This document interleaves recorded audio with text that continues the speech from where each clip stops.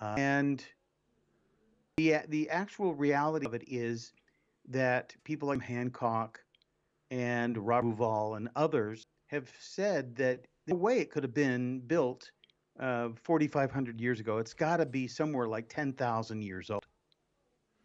Now, 10,000 years ago, I mean, we don't have any remnants of a civilization or societies that existed then. And why?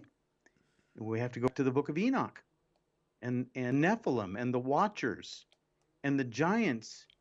And, there are theories that giants involved with building the pyramids because if you look at the modern technology, we don't even have the modern technology to build a pyramid today. Think about that. Yeah, exactly. I mean, so, when I hear that they were messing with stone tools, okay, well, they hadn't just stone tools because what they've done, we can't do.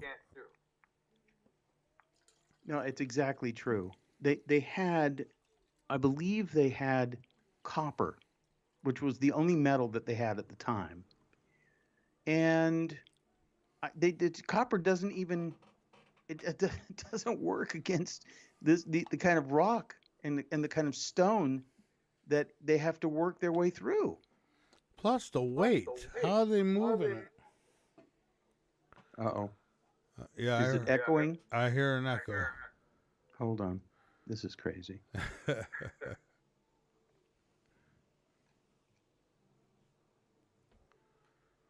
This is just nuts.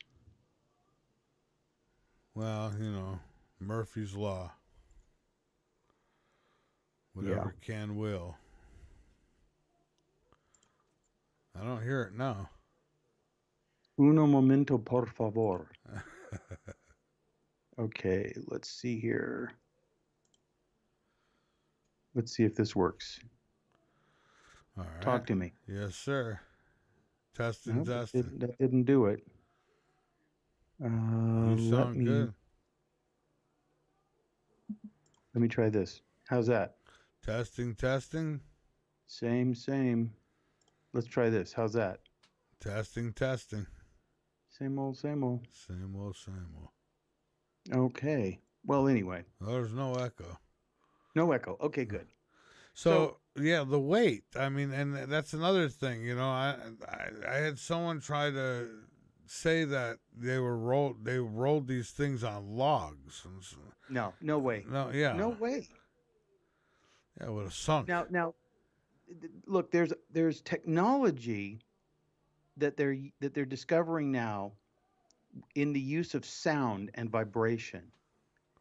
But again, the ancient alien theory doesn't hold up very well, unfortunately, because there's no evidence of anything that ancient aliens actually left us other than some rocks.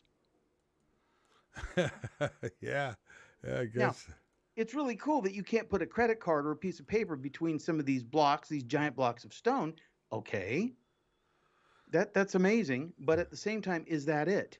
And I've always kind of mocked the ancient alien theory. And the other thing is that people that are doing a lot more research now that they've discovered these columns under the Great Pyramid, they're saying that how could it be aliens when the closest star system is 2.5 light years away? That means 25,000 human years for them to get here.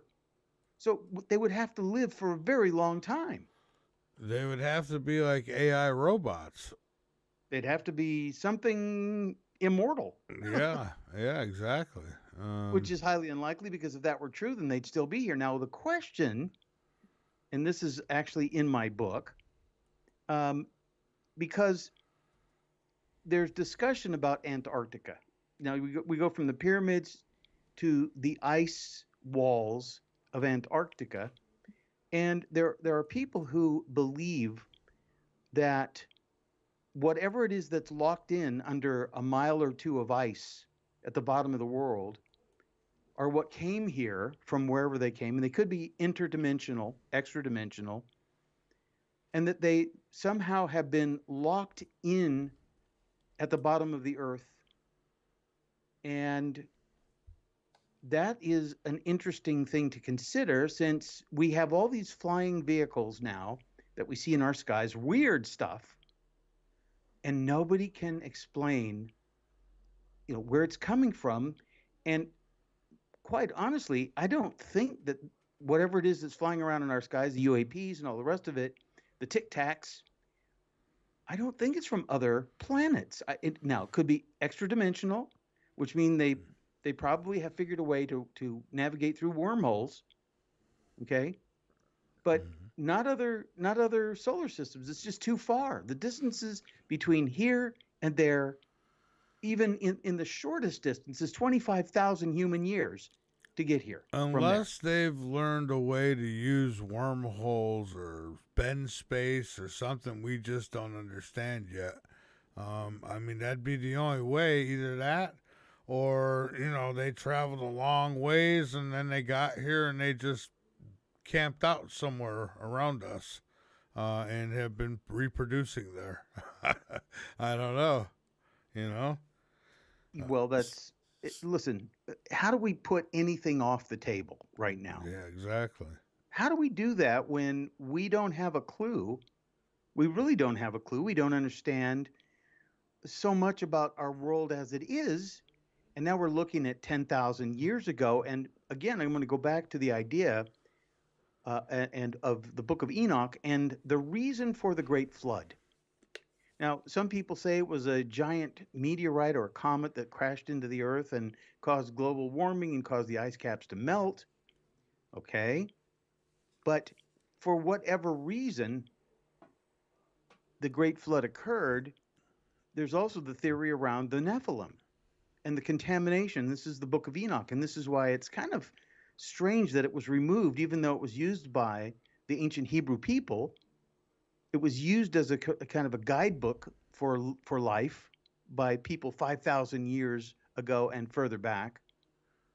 But the current religious communities see it as sort of a novelty. Oh yeah, giants and demonic forces and blending of one thing and another, and giants having children with human women. It's a fantasy to some people, but it might be real. It might just be real. Yeah, well, I think it all is. I think giants are real. I think there are some kind of extraterrestrial out there, but I think they're a lot closer than they're given credit for. Wherever that might be, I don't know. Maybe there's some elements of Mars, or maybe they're hiding here in Earth somewhere, maybe in Antarctica for all we know. I mean, they got a big zone there where you can't go anywhere near. So, Well, that's true. And I'm sure that, if you've watched Ancient Aliens, as I have, there have been whistleblowers who have come forward to talk about the idea that there are no-fly zones over Antarctica. Okay. And there was a particular situation where there was a person who was a researcher, scientist, or something, who got very badly hurt. And so they dispatched a plane from McMurdo base to go across, some 500 miles or something, but they were not allowed to go over this no-fly zone, which is kind of in the middle of the island, this huge continent, actually. And the guy said, well, if we go around, then it's going to take us an extra 2 hours and the guy will be dead. So they went over, and guess what they saw, Mike? big entrance somewhere, didn't they? They saw a big hole. They saw a big hole in the middle of a giant ice field, a big flat giant ice field, a huge hole the size of a football field. Jeez. And when they came back, they were told you can never talk about this. So 20 years went by, and finally, in anonymity, their faces and their voices were distorted. They talked about it. They talked about what they saw.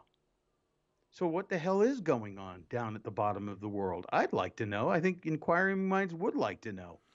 I would definitely like to know. I'm so fed up with the secrets. For anyone who can't handle things, hey, that's their problem. I need to know. I want to know. I don't care what it is, extraterrestrials, what's in Antarctica. Just tell the truth, you know.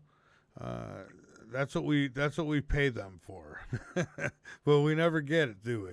Never get that Well, truth. the truth is a, you know, the truth is a dangerous thing because the truth is at the core of everything, everything. But there are people who see the truth as a huge threat because Yeah. what that truth does is that it brings more questions, right? And people that want control don't want others questioning. They don't want others finding out. There's forbidden knowledge. Let's just put it to you this way. And there's people that have access to forbidden knowledge, and that gives them a decided edge over people who don't. Yeah. And so they don't want people knowing the truth. They want people being in the dark and